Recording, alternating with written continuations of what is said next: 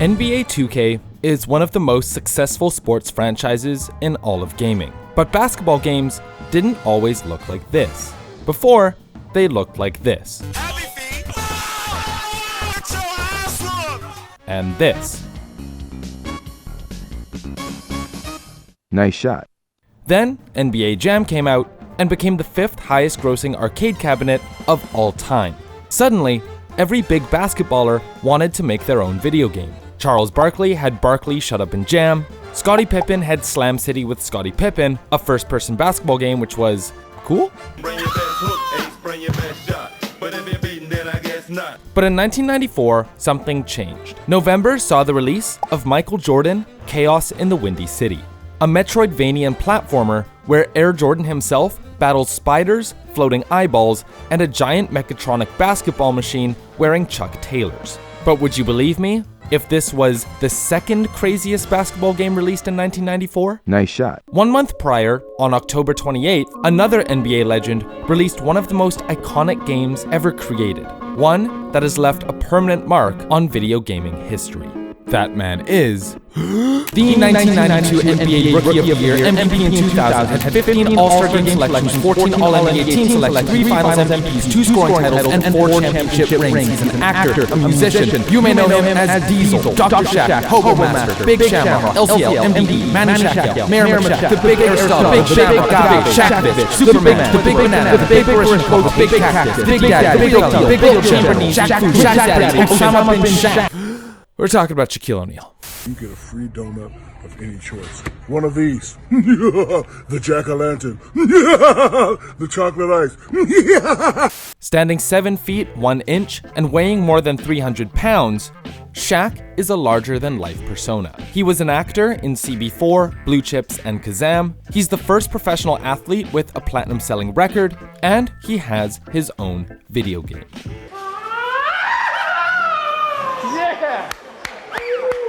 Shaq Fu was developed by Delphine Studios and published by Electronic Arts for the Sega Genesis and SNES.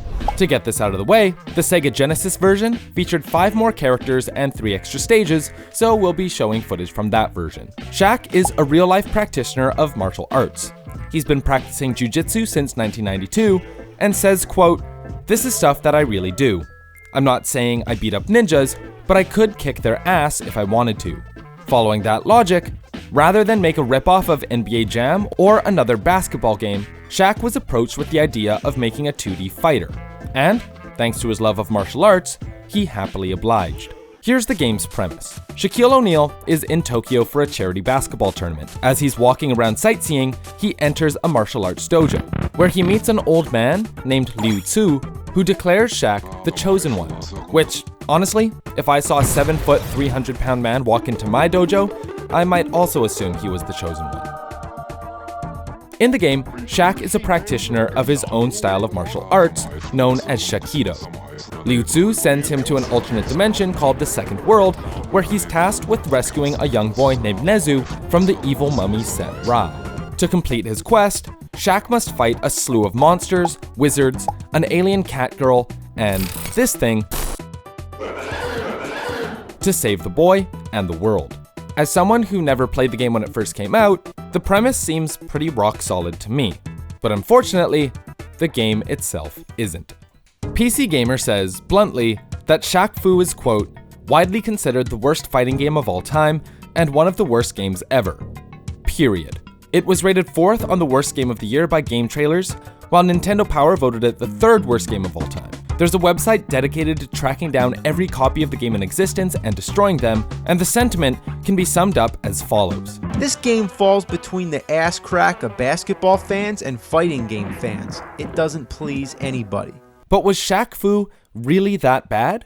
Yes, it was. In the early to mid-90s, fighting games were in their golden age. Street Fighter II, Mortal Kombat 2, Darkstalkers, Fatal Fury, Killer Instinct, the games coming out in the early 90s were sick, and trying to compete with them was a serious undertaking. Unfortunately, Delphine was not known for making fighting games. They had released a number of successful titles, but they were all adventure games and platformers, so they missed out on a lot of the core concepts that you need to understand to make a good fighting game. And without this prior knowledge, they decided to mimic their contemporaries. The story, for instance, draws heavily from Mortal Kombat, where a chosen fighter is sent to an alternate dimension to do battle. Shaq Fu even calls it the Second World, which is pretty similar to Mortal Kombat's Outworld. The actual gameplay is similar to that of Eternal Champions from 1993. Back rolls, slower gameplay focused more on neutral game than combos, not bad things to have, but not exactly in line with the fast-paced, combo-heavy playstyle of games like Street Fighter II Turbo and Darkstalkers. Plus, let's not forget to mention that they thought it would be a good idea to make the main character, Shaq himself, the worst character in the game. He has two special moves, a flaming reverse roundhouse kick with worse range than his normals, and his projectile, Shakuriken, which has a ridiculously long startup and is basically useless. Compared to the mobility and poke of Liu Tzu, or the huge damage output of Beast, Shaq is pitifully weak. Shaquille O'Neal, a.k.a. Shaquito Bounty Hunter, Enforcer of Justice. This is your target. For Sega Genesis and Super NES. Shaq Fu actually looks pretty good. The French developers used a technique called rotoscoping, where they hand trace over live filmed footage to create this buttery smooth animation style. Unfortunately, in 1994, appreciation for gorgeous 16-bit animation was at an all-time low. With Sony's PlayStation on the horizon, 2D sprites were on the way out, and 3D models were on the way in. Speaking of sprites, Shaq Fu used really small character sprites, reminiscent of ER Kung Fu from 1985. Smaller sprites means smaller, less detailed hitboxes, which means less precise gameplay. Basically, every character's hitbox looked like this, rather than this. And that wouldn't necessarily be a problem if not for the fact that the game's mechanics don't line up with the character sizes. For starters, jumping is ridiculously overtuned. A single forward jump will carry you a third of the screen way over your opponent's head, and there's no really good way to intercept them. Because you can jump out of pretty much any situation, the pacing of the game is super frustrating and unrewarding. But the biggest sin in this game is its controls. The buffer system is incredibly unresponsive, and special moves rarely come out with any consistency. In addition, blocking is unreliable, as the game is often unable to tell whether you're holding back to block or if you're just trying to walk backwards. So, randomly, you just get hit even if you're holding the stick the right direction. Since it's hard to play this game with any sort of intention, button mashing was heavily rewarded. If you could spam projectiles and force your opponent to block, or just run away and hit them with stray hits, you're probably gonna win. Needless to say, as far as competitive viability goes, Shaq Fu has none. In 2018, CEO hosted a Shaq Fu side bracket, and the grand finals looked more like Dive Kick than anything else. The game is just too unbalanced to be taken seriously. Just like that, Shaq Fu would go down as the worst Shaquille O'Neal related video game to ever be made. Right? Wrong. My name is Shaq Fei Hung. I'm a poor Chinese rickshaw driver from a town called Hung Lo. I made a promise to my dead mentor Ye Ye that I would kill you. Prepare to die. 20 years after the game's original release, Shaq Fu: A Legend Reborn came out, and it was somehow even worse than the original game. Rather than a 2D fighting game, it's a side-scroller where you play as Shaq Fei Hung, who was abandoned as a baby in a river and trained by Master Ye Ye in the art of Kung Fu. Classic. Anyway, demons start terrorizing his hometown of Hung Lo, and Shaq realizes he must use his Kung Fu skills to save the world. Unfortunately, this world is full of stereotypes. Those kids just jealous because you such big boy. And very controversial characters. The first boss battle of the game features Frizzle, a character based on Chris Brown, and throughout the entire fight, Shaq taunts him by saying things like, "Not used to fighting a dude?" referencing Chris Brown's past domestic abuse allegations. The game features caricatures of Kim Kardashian, Justin Bieber, Paris Hilton, Madonna, and Arthur O'Deal, who is based on Donald Trump. The only thing this game has going for it is the cutscenes have a unique style, and some of the jokes are funny if you are 6 years old, but besides that, the gameplay is absolute garbage. There is even a DLC featuring Dirty Barry, aka Barack Obama, who has to track down and kill Kanye.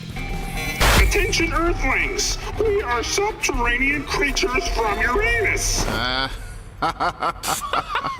What's so funny? We live inside Uranus. Who let this happen? In short, Shaq Fu and its sequel are together some of the worst games ever made. It's almost impressive how universally both releases were panned by audiences. But Shaq Fu, the original, is not without its charms. Regardless of what you think of the game, it's undoubtedly one of the most famous flops in video game history, tied to one of the most enigmatic personalities in all of sports. Is the game really as bad as people think? Yes, but there's only one way to find out for yourself. So go to your local Goodwill, rescue a copy of the game, and start practicing Shaq Fu for yourself.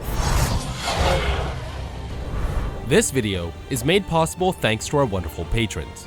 Massive thank you to everyone on this list, and shout out to B, Pass, Retro, Shampoo, and Yashichi for being Platinum supporters. And an extra special shout out to Cloud and Steph for being our Diamond supporters. Happy holidays, y'all. If you want to talk to us, check out our Discord. If you want to support our channel and get info on unreleased videos, check out our Patreon. If you want to help us out in a different way, leaving a like, subscribing, and hitting the bell to stay up to date is also appreciated. My name is Jonah. Thanks for watching.